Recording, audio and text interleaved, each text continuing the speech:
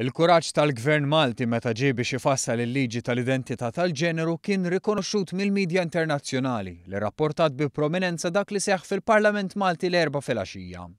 Richard Kohler mill-Għaqda Internazzjonali Transgender Europe wera kif dan mhux kombinazzjoni.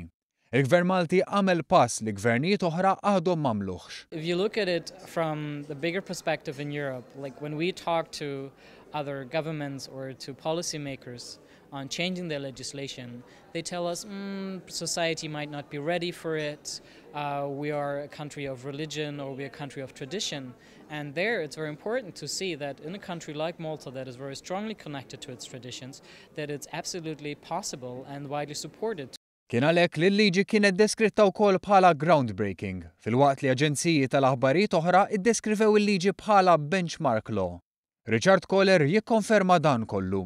Qal li Malta hija l-ewwel pajjiż li qed jawtorizza bidla fil-ġeneru mingħajr il-bżonn li persuna tgħaddi minn sensiela ta' bidliet soċjali u fiżiċi f'ħajjitha. Right now we're looking at 34 countries in Europe where it's either required to be sterilized, to be divorced or to undergo a mental health diagnostic process before you actually can change your documents as a trans person.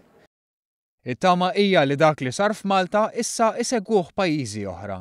We are waiting for new developments in Norway, in Finland, and potentially also in Sweden. And many other countries will very closely look into the experiences of Malta in this regard.